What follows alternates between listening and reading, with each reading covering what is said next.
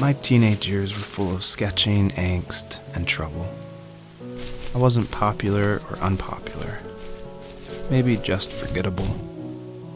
I guess that gave me a sense of freedom, so I hung out with crazy kids, doing crazy things, even though I mostly just watched the chaos ensue. We did it all. Put fireworks in mailboxes, hide roadkill in people's garages, break windows of the barber shop in Anchorage. My dad was furious, but he was so busy working he couldn't do much to stop me from going out. I think being an adult means there's no one to stop you making hard decisions. He had to make a living, and he couldn't be in two places at once. Yeah, I realize that now. But at the time, I was sure he was more interested in growing his business than what was going on with me.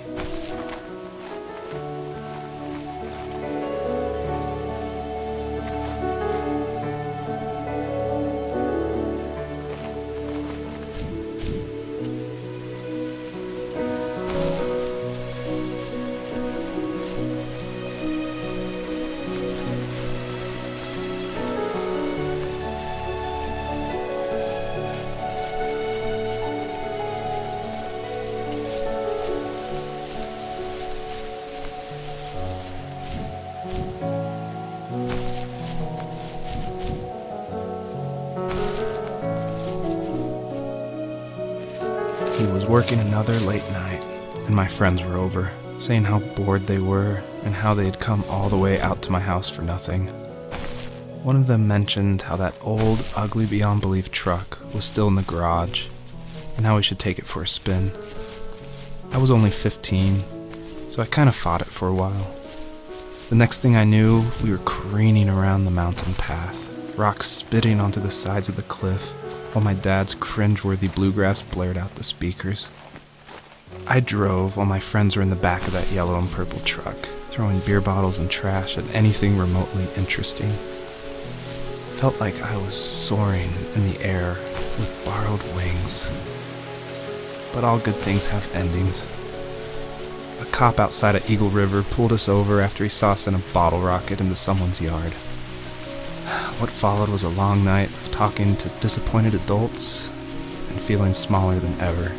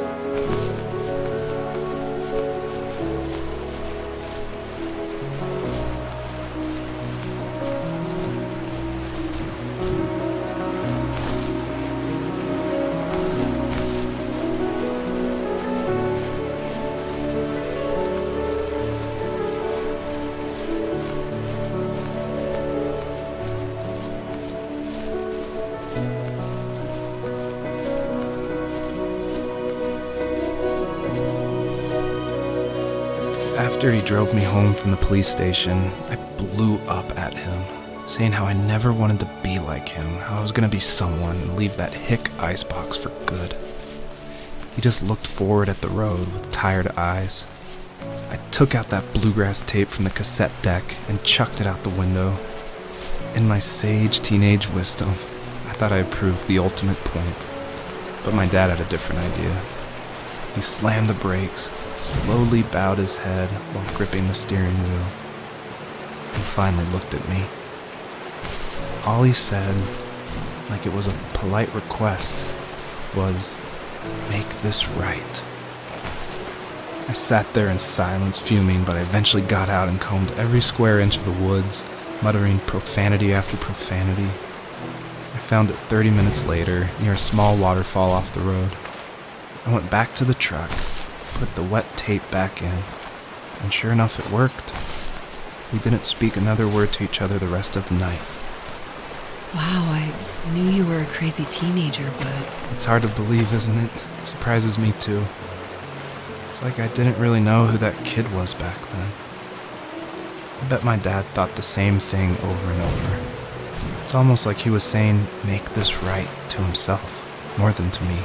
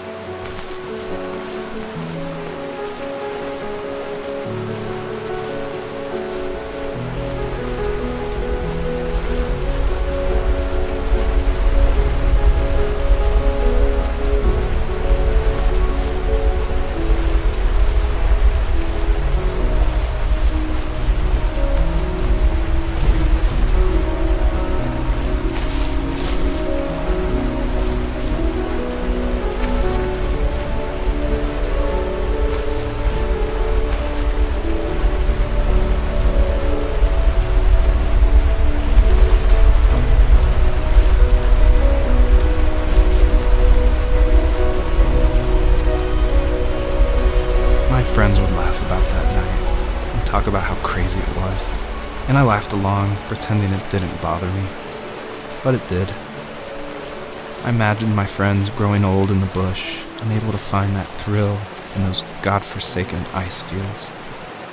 It's like those mountains were a literal wall, keeping me from leaving, where all I would have to look forward to are lumber yards and evening beers.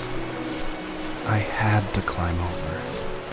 That was my only goal for a long time.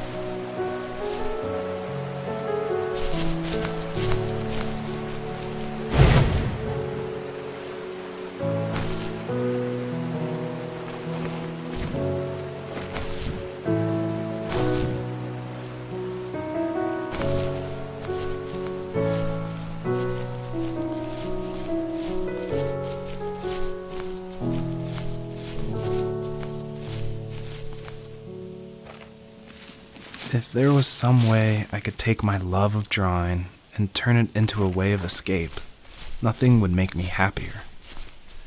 I wanted to create instead of tearing trees down. I wanted to move to the lower 48, not because I hated it there in Alaska, but I hated the idea of it. It's like all of that spite inside me had created this monster which followed me around my whole teenage years. I put so much energy into doing what others didn't expect of me. Why did I do that? There's one fact you're forgetting, though. If you didn't have that fire in you, we probably would have never met. You're absolutely right.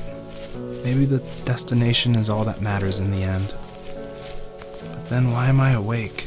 Why am I seeing this fox go on her journey?